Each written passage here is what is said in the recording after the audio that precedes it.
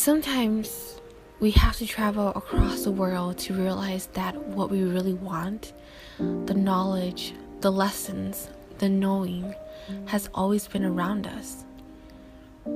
It has always been within us.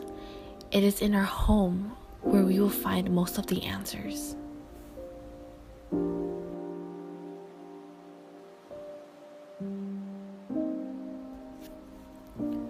Before coming on my trip to Thailand, I was intrigued to meet the Hmong people there. For so long, I had built this idea that they were the keepers of our culture. In America, I don't feel Hmong enough. I am experiencing Americanization, assimilation to the American culture. I know enough Hmong to get by, and I am not as traditional as my elders. The older Hmong generation, the first Hmong immigrants, tell me that I am not Hmong enough, but I know I am Hmong. I am Hmong American. I love my people, my culture, and educating others about my people's history. I am a Hmong American woman raised in St. Paul, Minnesota. But although I have learned to embrace my identity very much, I still believed that they were the keepers of our culture. Minnesota is my home, but Thailand is my root. I was excited to meet Hmong people from across the world. I was excited to speak Hmong with them and learn about their life in Thailand. Through my parents' words, they drew me pictures of the Hmong in Thailand, and for so long, I would daydream about them, seeing them, being with them, and speaking with them. I was finally on my way.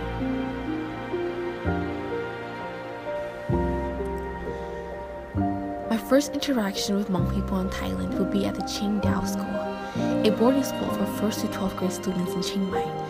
At Qingdao, there were many ethnic hill tribe groups who schooled there, such as the Karen, the Lahu, and the Hmong. We visited on a Friday, and every Friday throughout the country of Thailand, children would wear their ethnic clothes to school.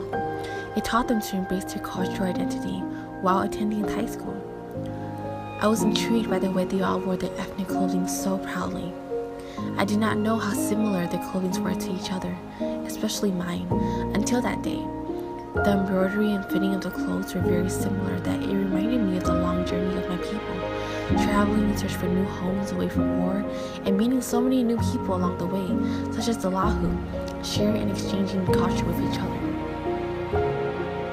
Upon speaking with a few Hmong high school students, I was really challenged.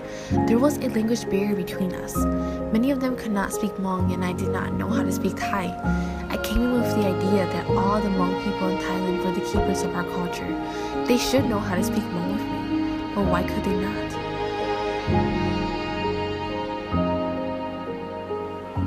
It was then and there that I learned that they are not the keepers of our culture. We all are. We are all the keepers of our culture. There is not one group, one country of Hmong people who are the keepers of our culture because we are all experiencing assimilation. Like Hmong Americans, there are Hmong Thai, Hmong Lao, Hmong French, and Hmong Australian who are assimilating to the dominant cultures and who are consistently having conversations on what they can do to preserve Hmong culture. This is what it means to be a stateless nation, an ethnic people without a country. It is all of our duties to practice our culture and not rely on others to preserve it for us.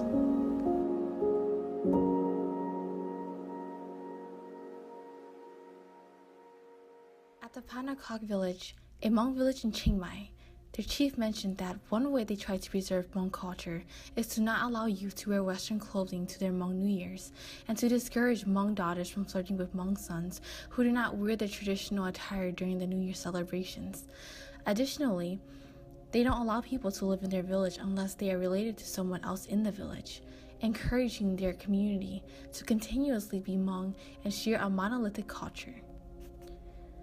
At Bentananoi, a Hmong village in Chiang Kong, many of the children know how to speak Hmong because they have a school in their village.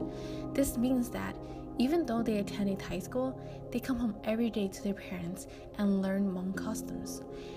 It is so much easier to keep your culture alive, to practice your culture, when you live in a Hmong community rather than away, such as living in a boarding school.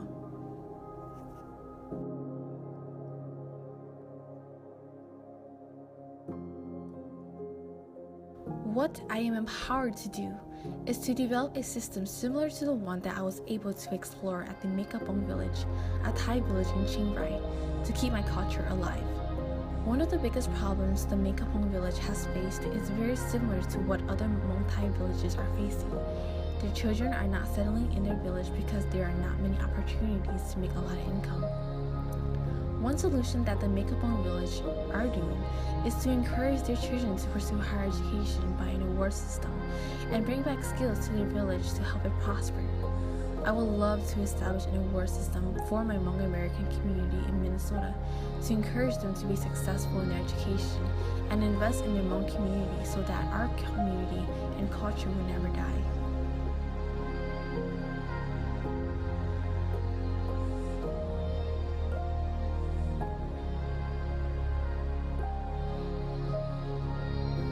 Traveling to Thailand was amazing.